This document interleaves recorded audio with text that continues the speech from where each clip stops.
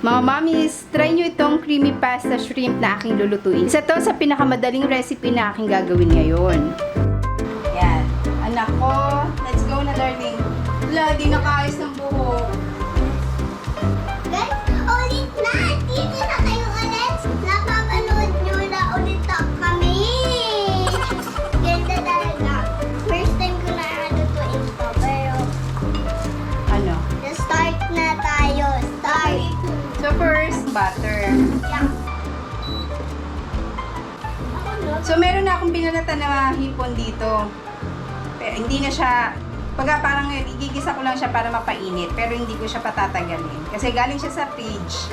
So malamig, para ma-absorb niya lang yung yung butter. Pwede na. Yan. Igigisa ko lang. Isusutay ko lang for lang. Masyadong madami ba to? Hindi na. Sige, lahatin na natin para sagana yung ating pasta. Yan. Sige, Zay. Tapos tatanggalin din naman natin yan para lang ma-absorb niya yung butter. Hawakan mo din yung pan. Oo, huwag na magninunggay. Hindi mo pa kaya. Sige, go. Sabi sa'yo, didikit yung kamay mo eh. O, diba? Wala naman. Wala naman, pero nagulat siya. Sige, ano ko lang. Painitan ko lang siya dito. Yan, medyo minute na siya. Ibabalik ko lang siya sa kanyang pinanggalingan. Yan. Para hindi masyadong cook na cook. Cook na cook. Mainitan din naman siya mamaya. So, magdadagdag ako ulit ng butter. Nagigisa na ako dito habang nagpapakulo na ako ng pasta sa kabilang pan. Since hindi to 2 burners, kaya doon muna yung isa. Ito na mag-stir. Kaya, So, ayan. So, ilagay na rin natin yung bawang. Oh, simple lang to. Napakadali lang nitong lutuin. So, kailangan lang talaga matutukan mo yung pagluluto namin. So, ayan. Syempre, una, butter. Tapos, isusutay mo lang ulit yung garlic. Syempre, mabilis magsunog yung garlic kasi ang gamit natin butter. Ilalagay na natin agad yung ating all-purpose cream. parang So, white pasta lang to gagawin namin. Ayan. napuputok ba yan? Hindi. Ay, magpapasok. Wag na maglaro, anak. Wag na maglaro. So, simutin kasi napakamahal ng cream. Guys, parang swimming pool siya. And, lalagyan ko na ng salt and pepper. Kabain. Since, ang natin, ang garne natin is shrimp, lagyan lang natin ng calamansi. Pampabawas lang ng lansa. Yan. At lalagyan ko rin ng chili flakes. Kaya ni Sayin yan. Kumakain kasi ako ng chili garlic. Kaya ni Sayin yung anghang. Unti lang naman lulutuin ko. Mami, Titikman ko siya. Nalalagyan ng tubig para yung pasta talaga creamy. So, lalagyan ko siya ng pampalasa. Lalagyan ko ng Knorr cubes na shrimp. Dahil shrimp yung ating meat, yan din ang ilalagay ko. Mabilis naman siya, mabilis lang yan. Pag naluto na yung yung pasta ko, ihahalo ko na agad dito. Tikman lang natin muna kung may lasa na. Masyadong creamy to. Kaya-kaya niya na i-coat yung unti kong nanilagay na pasta dun sa kabilang pan.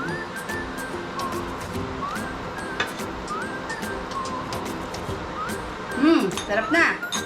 So, pwedeng-pwede na ilagay yung pasta. So, ngayon, since okay na rin siya, may lasa na, lalagay ko na yung basil leaves ko. Okay? Yan na. Si Sai, hindi ko alam kung kakain ito. Kasi kumakain lang si Sai nito yung dried. Pero this time, talagang totoong fresh. Fresh na yung lasa. So, Titignan ko lang yung aking pasta kung okay na.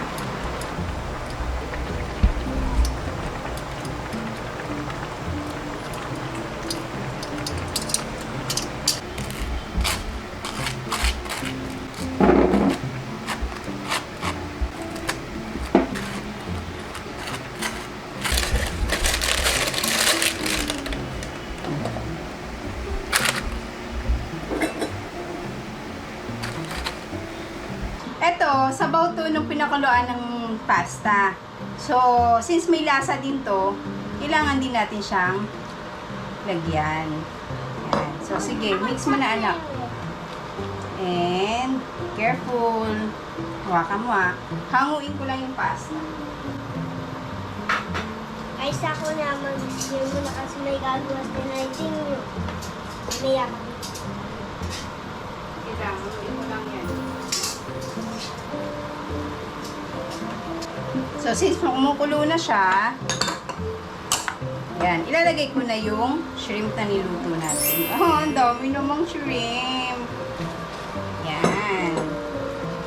O, diba? Sinong hindi dyan, mag-e-enjoy. Ang daming shrimp. Kung naamoy nyo siya, ang bango ng ng basil. Ngayon, ilalagay ko na yung pasta. Okay. Ang sabi dun sa napanood ko na chef, ang pasta daw dapat pagka niluluto o gumagawa ka ng pasta na recipe, pag-ahon na pag-ahon daw sa may tubig niya, dapat tinatransfer na agad saan? Sa kanyang sauce.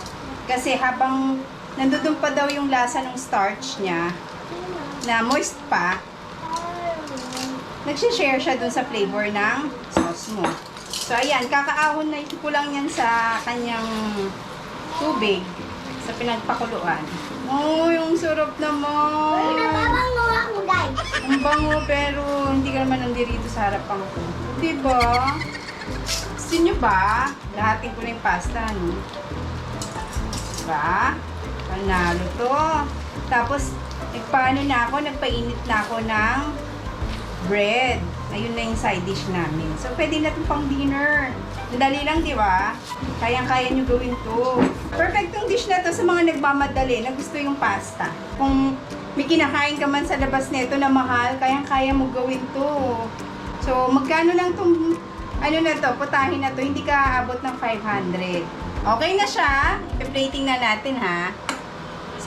Wow. Ganyan. Ganyan. Where's the? Shrimp. And I need. Shrimp. And shrimp. Yan, napaka-creamy, no? Ito na, kakain na ako. Excited na ako. Blow it. Init masyado. Ainit pa siya, guys. Anong lasa? Nalasa mo na ba? Hindi pa. Pa? Sige na.